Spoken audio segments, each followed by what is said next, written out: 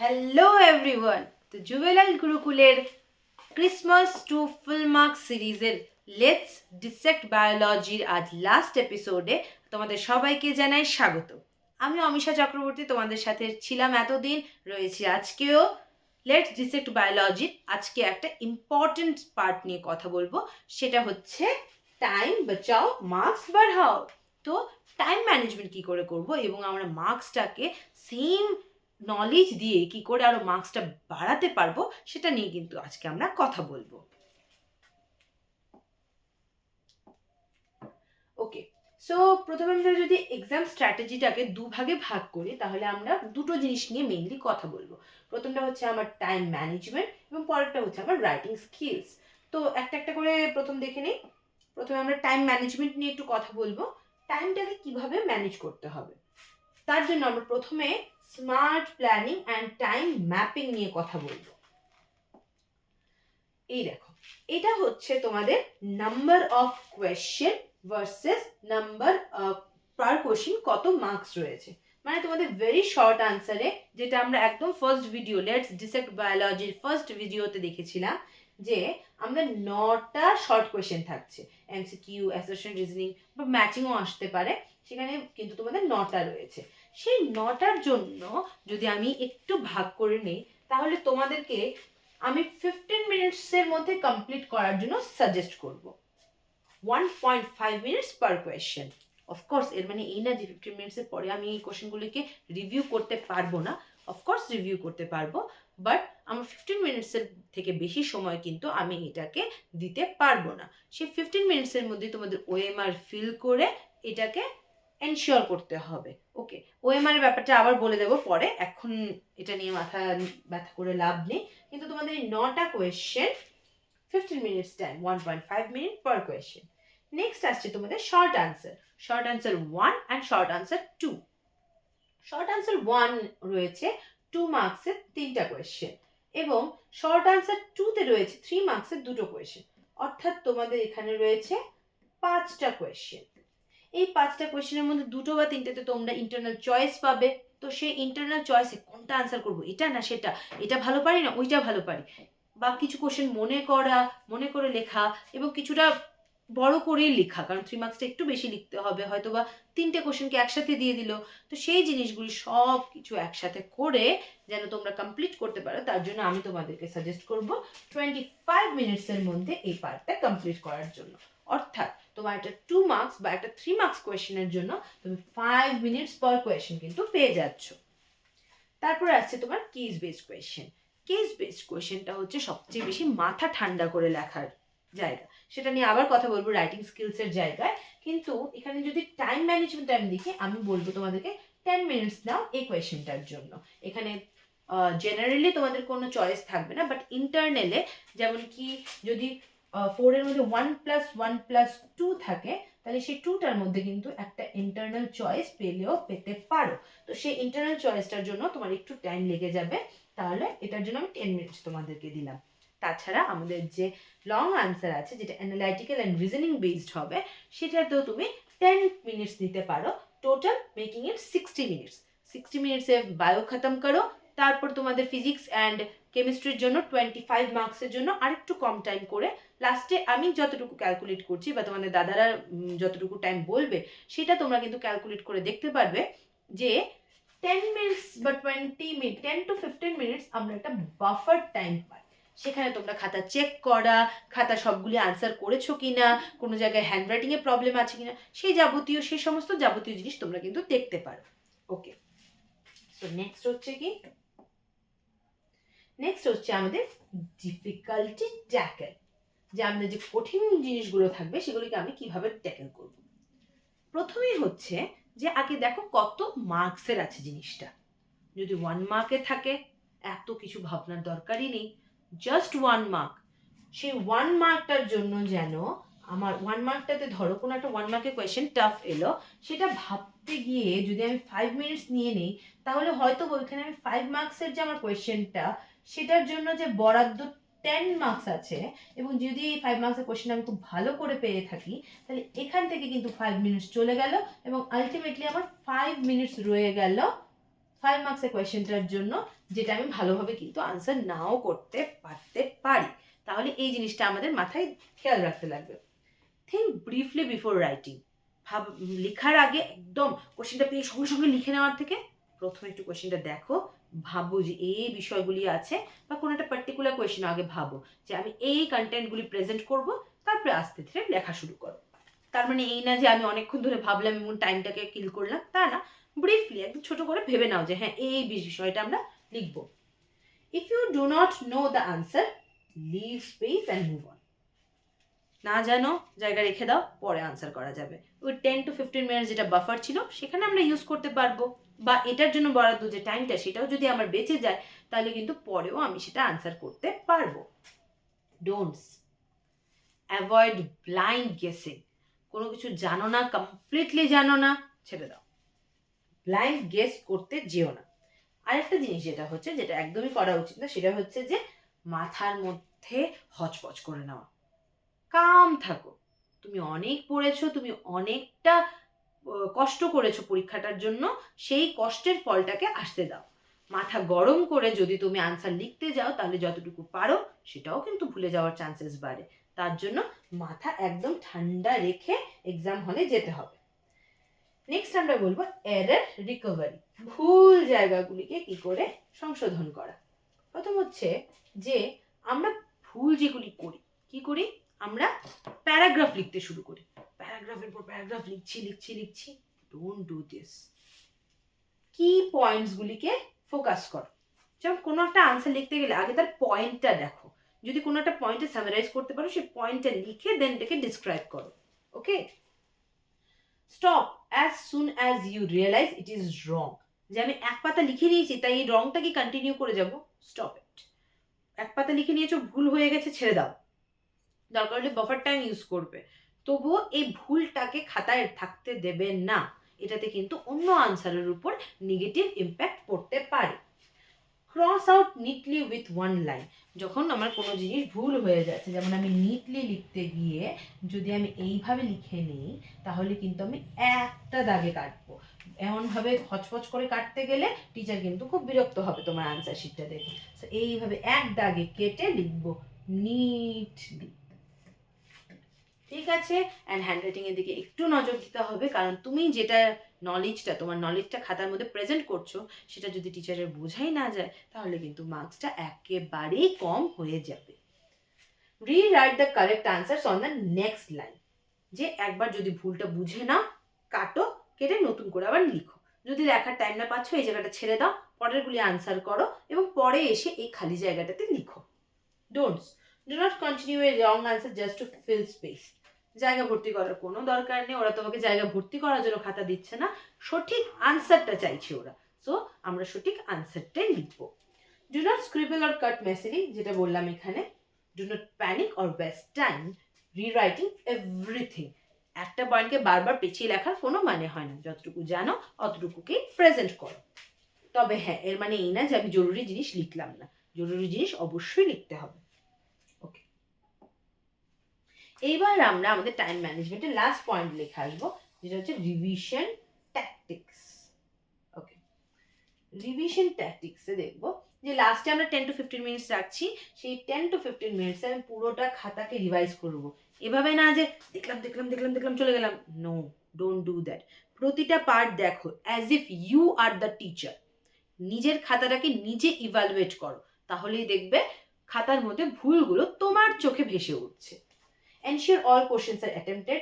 একবার কোয়েশ্চেনের সাথে ধরে ধরে ম্যাচ করিয়ে নাও যে 1 নাম্বার 2 নাম্বার 3 নাম্বার সবগুলো পেপারে আছে কিনা। কোনোটা যদি খালি রেখে থাকো ওই টাইমে ফিল করো। চেক ইনকমপ্লিট আনসার্স, ফিল করো। Recheck biological terms, diagrams and labels.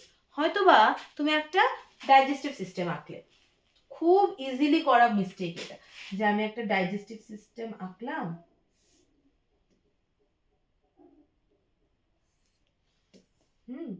এবার এখানে যাবতীয় স্টমাক এন্ড অল আঁকলাম, ইন্টেস্টাইন হলো, সবকিছু আমি লেভেলও করলাম, মাউথ লেভেল করে দিলাম, আমি স্টমাক লেভেল করে দিলাম, সবকিছু করলাম, কিন্তু নিচে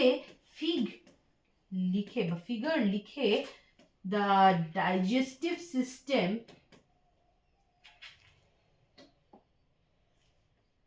দ্য ডাইজেস্টিভ সিস্টেম, এই ওয়ার্ডটা লিখতেই ভুলে গেলাম, তাহলে কিন্তু আমার ডায়াগ্রামের মধ্যে যে মার্কস আসার কথা ছিল সেখান থেকে অল্প একটু ডিডাক্ট হয়ে যাবে।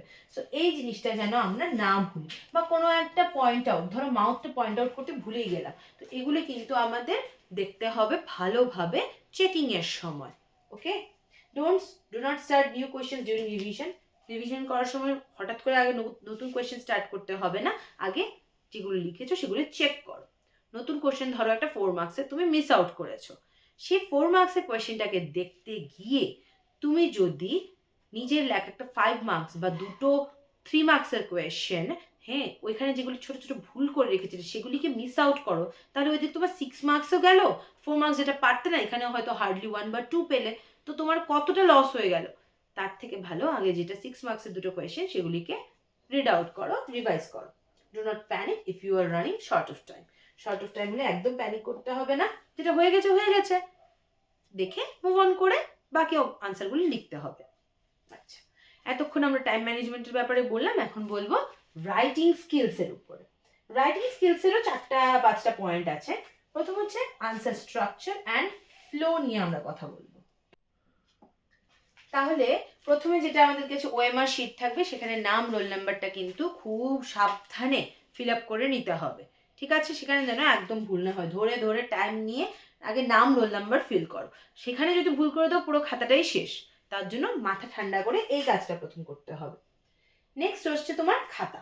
এটা হচ্ছে তোমার খাতার সাইজ এবং লেআউট। এবার এটাতে যেটা আমরা ভুল করি, খাতাটা একটু ল্যান্ডস্কেপ টাইপের, তো আমরা কি করি, আমরা তো নর্মালি খাতা লিখি পোর্ট্রেট সাইজে।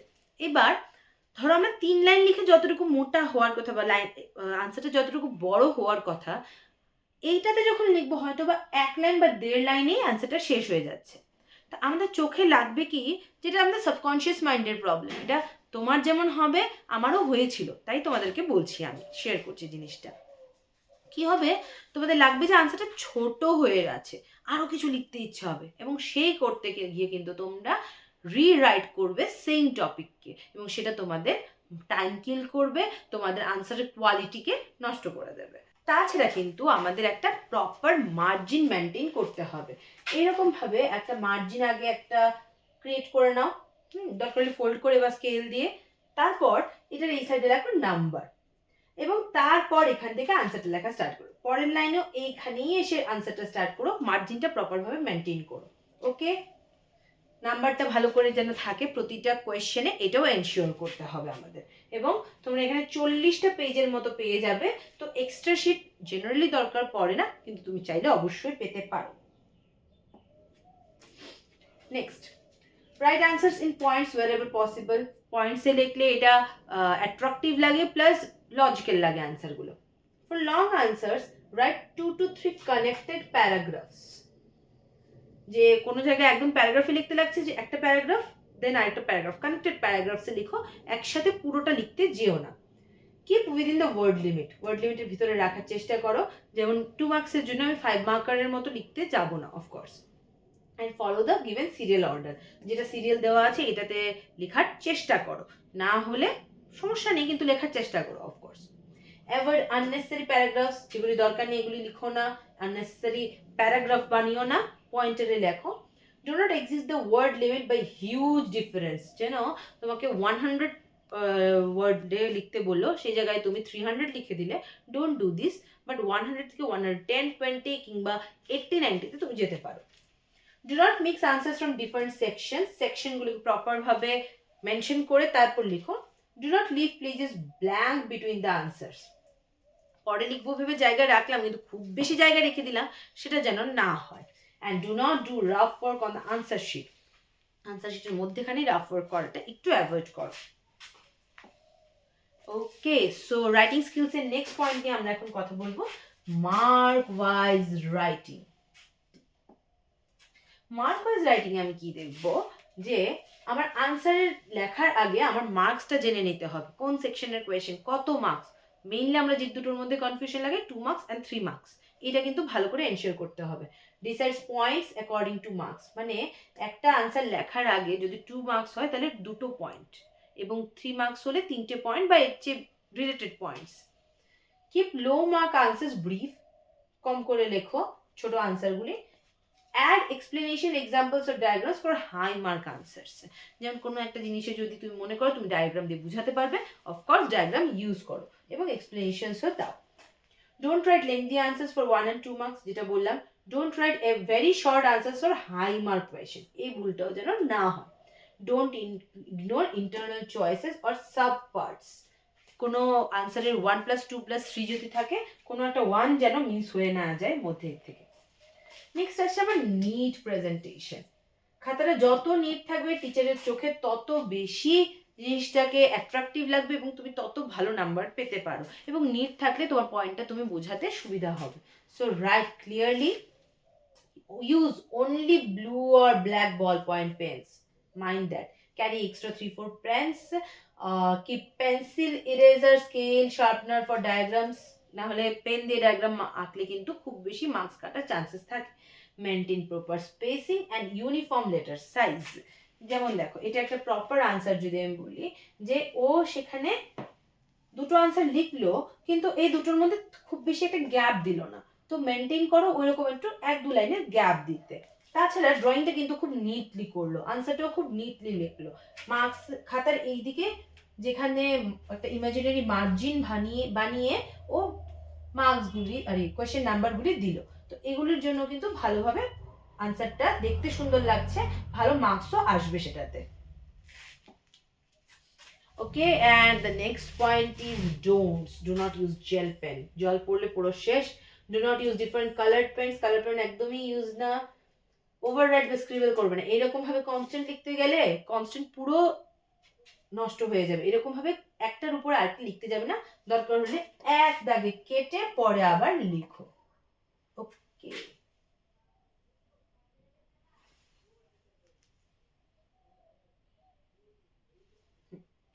আর সেকশন যদি কোনোটা ভুল হয় এরকম ভাবে হালকা ভাবে কেটে দেন লিখো, কোনোটাতে হিজিবিজি করা যাবে না। Do not carry or use a writing board, writing বোর্ডও কিন্তু অ্যালাউড না। নেক্সট আমরা বলছি এরর কন্ট্রোল। রাইটিং স্কিলস এর মধ্যে যে এরর কন্ট্রোল আছে সেটা আমরা কি করে দেখব, সেটা কি করব, প্রথমে তো কায়েম থাকতে লাগবে এবং স্পট মিস্টেক গুলিকে খুব তাড়াতাড়ি ক্যাপচার করতে লাগবে। Rewrite the correct answer on the next line with proper indexing. Same line থেকে শুরু করতে যেও না, কেটে পরের লাইন থেকে লিখো। হাইলাইট কি points if short on time, যদি পুরোটা লিখতে না পারছো কি পয়েন্টস যেগুলি আছে সেগুলি লিখে দাও, রিচেক করো কারেক্ট করার জন্য। Don't continue writing a wrong answer, already বললাম। Don't make the page messy, বললাম। Don't panic or waste too much time correcting one mistake, একটা মিস্টেকের জন্য যেন অন্যগুলো নষ্ট না হয়। Last, diagram friendly answer. Biology is diagram based subject, এবং তুমি যত বেশি ডায়াগ্রাম দিতে পারবে বোঝানোর জন্য ততই তোমার ইজি হবে। Draw diagrams when required or mentioned in the question. Level all parts clearly. Use pencils only for diagram. Keep diagrams neat, proportional and properly sized.